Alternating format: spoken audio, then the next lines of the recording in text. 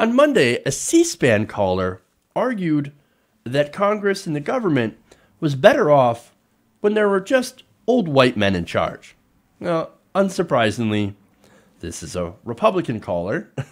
Shocking, I know, right? Now, during a conversation about diversity in Congress on C-SPAN's Washington Journal program, a Republican caller named Phil from Connecticut phoned in and said this. Let's take a look.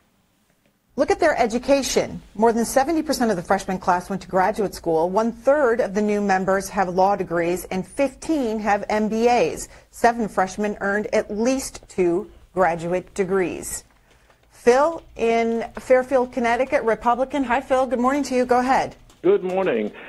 Oh, God, this freshman class, they are the stupidest things imaginable. Loud, vulgar, no concept of reality, no concept of how the economy works. You're talking about, who cares about their education? I think Felicity Huffman and Lori Loughlin taught us that the big schools obviously don't mean very much anymore in terms of the quality who gets into those schools. Nancy Pelosi, as the previous caller said before you cut him off, she can't control these characters. She has as much luck controlling the freshmen as she has keeping her dentures. She doesn't know what the hell she's doing. And in terms of diversity, I'm sorry, but if this is the fruits of diversity, bring back the old white men. At least they knew how to get things done. Tell us how you really feel, Phil. I mean, seriously.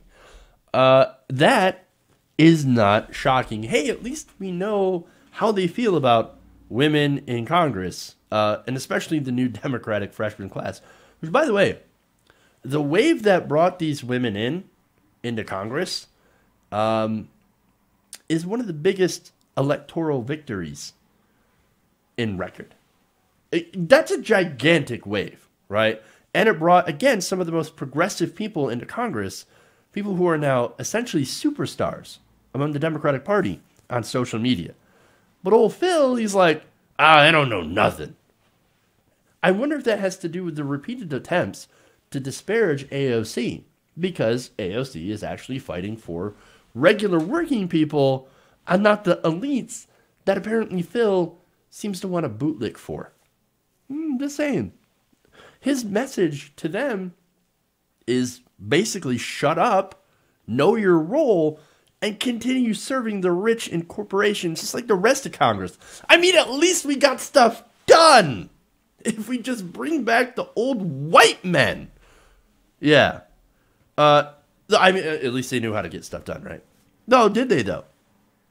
I mean, I seem to recall that under Obama, we had a record obstruction. Of course, they're going to blame Obama for that, right? Where it was Mitch McConnell that basically said, I am proud of blocking every single thing that President Obama had tried to do.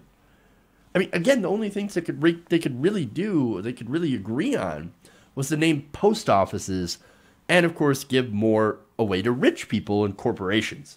But I guess bootlickers like Phil see that as a good thing, whereas the rest of the country sees otherwise and loves our new congresspeople, AOC, Rashida Tlaib, and Ilhan Omar.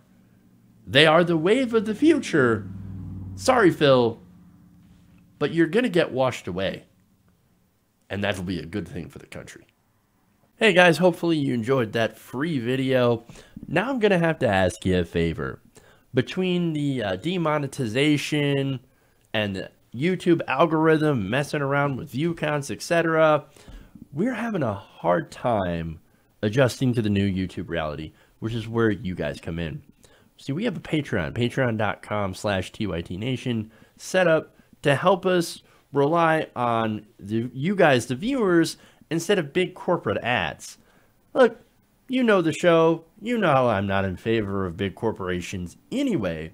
So help us transition away from relying on the ad model to pay the bills and sign up to be a patron, patreon.com/TYTNation. That goes a long way to help us keep the lights on. And you guys will know that you're supporting independent, progressive media.